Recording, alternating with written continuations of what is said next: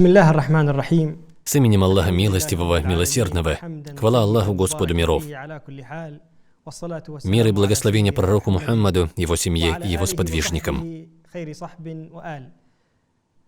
Братья и сестры, где бы вы ни искали дозволенное вам пропитание, пусть Аллах продлит вам жизнь и улучшит ваше время со всеми благами. Эта программа «Благое из числа уделы» – пропитание. В этой программе мы упомянем, по воле Всевышнего Аллаха, благое из средств к существованию и пропитания, которые Аллах упомянул в своей великой книге и в сунне посланника Аллаха, да благословит его Аллах и да приветствует.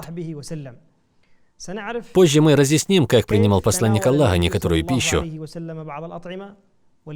почему любил ее и тайны, которые имеются в некоторых благах, встречающиеся в священном Коране и в сунне пророка, да благословит его Аллах и да приветствует.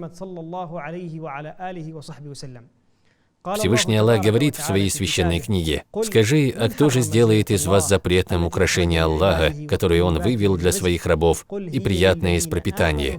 Скажи, это для тех, кто уверовал в судный день, искренне, еще в мирской жизни. Итак, мы разъясняем знамения для людей, знающих, понимающих». Приятное, чистое, благое или дозволенное из пропитания. Если мы рассмотрим по отдельности слова «благое» и «пропитание», то мы обнаружим, что у каждого из этих слов огромное значение. Слово «таиб» ученые говорят, все, от чего душа получает наслаждение, это является приятным, благим, чистым. Что касается слова «ризк», то у ученых много толкований относительно этого слова. Некоторые ученые сказали, что его значение – дарование, доля. Что касается терминологического значения, то слова «ризк» в терминологии фикха определяется как все то, с чем получает пользу человек. Нет разницы, будь это дозволенным или же запретным. Но все же нам, как мусульманам, необходимо, чтобы мы всегда искали дозволенное, еду, которую дозволил для нас Всевышний Аллах. Из мудрости Всевышнего Аллаха является то, что ребенок не появляется на этот свет, кроме как Всевышний Аллах подчинил ему его пропитание. Посланник Аллаха, да благословит его Аллах и да приветствует, сказал: «Поистине каждый из вас пребывает в утробе матери в виде семени, затем в виде сгустка крови, затем в виде куска мяса, затем после того, как оживляют его в утробе матери, Аллах отправляет к нему ангела и повелевает ему записать 4 повеления. Из этих повелений – предписание пропитания. О сын Адама, твой удел бывает предписан тебе еще в утробе матери. Никогда не беспокойся о пропитании и берегись того, чтобы не входило в твой дом и нутро, кроме как чистая еда, кроме как еда, которую ты приобрел, работая, и такую, за которую Аллах не отчитает тебя». Всевышний Аллах говорит в своей великой книге: «Он тот, кто сделал для вас землю покорной. Ступайте же по свету и вкушайте из его удела, и к нему вы явитесь после воскрешения». Там же наш Всевышний Аллах говорит: «Нет на земле живого существа, кроме как на Всевышнем его пропитании. Он дает знать о его распространении и о его получении каждым в своей ясной книге». Каждое живое существо, которое передвигается на поверхности Земли, ему предписано его пропитание с момента его сотворения Всевышним Аллахом и до самой его смерти. И, может быть, на сегодняшний день люди спешат в получении пропитания.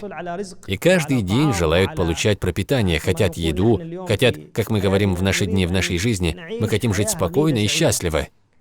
Однако, если жизнь протекает недозволенным образом, это является бедой для обладателя жизни, где все, в том числе пропитание, добывается недозволенным путем. Посланник Аллаха, да благословит его Аллах и да приветствует, сказал в хадисе, который привел Аль-Баззар, хадис является распространенным и известным: «Поистине Святой Дух, Джибриль, вдохнул душу, которая не умрет, пока не получит сполна ее средства к существованию». Он сказал: «Бойтесь же Аллаха и будьте красивы в поиске, и пусть ни в коем случае задержка пропитания не приводит вас к тому, чтобы искать его путем, который запретил Всевышний Аллах. Когда тебе и так дается твое пропитание, не прибегай в его поиски к сомнительным средствам. Будь осмотрительнее». На сегодняшний наш день Аллах рассказал нам аяты, которые мы продолжаем цитировать, как, например, слова Всевышнего Аллаха: «Является для вас дозволенным чистое и является запретным мерзкое». О те, которые уверовали, вы расходуете чистое из того, что вы приобрели. И человеку является обязательным приобретать чистое из средств к существованию, тогда как уже известны способы, и он знает о пути, который является правильным для этого. Пусть твоей заботой не будет наполнение твоего желудка и взятие пропитания оттуда, откуда тебе этого хочется. Но все же, посмотри на жизнь пророка, да благословит его Аллах и да приветствует. Благодаря этой передаче позже мы разъясним, как же жил пророк, как он ел, да благословит его Аллах и да приветствует. Потому как из обычного приема пищи мы можем сделать поклонение. Так, если человек, который ест, намерится следовать пророку, да благословит его Аллах и да приветствует, и следовать желательным действиям для того, чтобы повиноваться Аллаху, то поистине в этом есть огромная награда. Ты не считаешь, что это только та еда, которой ты наслаждаешься и пользуешься, и все. Нет. Тут есть решения, которых нужно придерживаться, и еда, которую Аллах предназначил тебе. Затем эти средства к существованию необходимо, чтобы всегда были получены впоследствии благих действий, потому как в наше время люди прибегают к тому, что пропитание не дается, кроме как с наличием действий. Действительно, действия являются причиной в поисках пропитания и благого, чистого. Как говорят, в движении, действии благодать. Но все же дело не является таковым. Один из мудрецов сказал: «Я последовал за птицей и стал наблюдать за ней.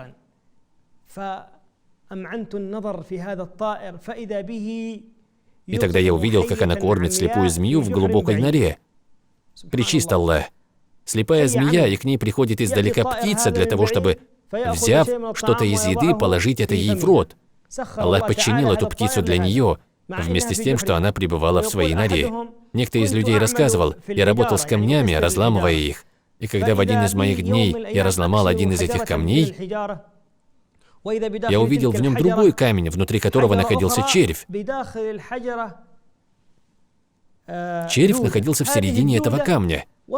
Она наглухо была закрыта сверху со всех сторон вторым камнем. Кто же наделил пропитанием этого червя, который находился внутри этого камня? Поистине это наделяющий, великий и всемогущий. Известный поэт Мухаммад ибн Идрис из Андалусии сказал: «Пример пропитания, которое ищешь ты, как пример тени, которая идет с тобой. Ты не догонишь ее, усердствуя, а когда отвернешься, следует за тобой она». Говорят, что этот поэт зашел к одному из правителей и написал обычную поэму, желая получить награду от правителя. Он зашел к нему и продекламировал ему ее. Амир был приятно удивлен, но все же не дал ему ничего, и тогда он прочитал ему этот куплет. Он ответил ему: «О, андалусец, разве ты не говоришь, пример пропитания, которое ищешь ты, как пример тени, которая идет с тобой? Ты не догонишь ее, усердствуя, а когда отвернешься, следует за тобой она». Он ответил: «Да». Амир сказал: «Тогда почему же ты просишь дарования у меня? Ступай, нет для тебя дарования возле нас». И он отправился, разбитый и обманутый. Тогда Амир сказал одному из слуг: «Отправляйся за этим мужчиной», и возложил на него, чтобы он вручил поэту дары и деньги. Поэт засмеялся и сказал: «Правдив мой стих, потому как я сказал, а когда отвернешься, следует за тобой она. Я пришел получить пропитание, но пропитание пришло туда, где я живу и проживаю. Пречист Аллах, а когда отвернешься, следует за тобой она». Но все же всякий раз, когда бывает благим твое пропитание, каждый раз, когда бывает полезным, каждый раз человек получает много пользы. Посланник Аллаха, да благословит его Аллах и да приветствует, сказал в хадисе, который привел Ибн Маджа: «Пусть тот, кто совершит утреннюю молитву, читает это дуа: «О Аллах, я прошу у тебя полезных знаний, благого удела и деяний, которые будут приняты». Так сказал пророк, да благословит его Аллах и да приветствует. «Я прошу у тебя полезных знаний, благого удела и деяний, которые будут приняты». Удела много, и позже мы представим упоминание о них в этой программе. И мы просим у Аллаха помощи, если будет на то воля Аллаха, в упоминании некоторых полезных вещей, связанных с пропитанием. По воле Аллаха мы начнем следующие наши встречи с упоминания дозволенных видов и поиска пропитания. Мы просим у Всевышнего Аллаха, чтобы Он почтил и нас, и вас светом знаний, который выводит из темноты заблуждения. Мы просим Аллаха, пречист Он и велик, чтобы Он наделил нас воспринимаемым слухом и сознательным сердцем.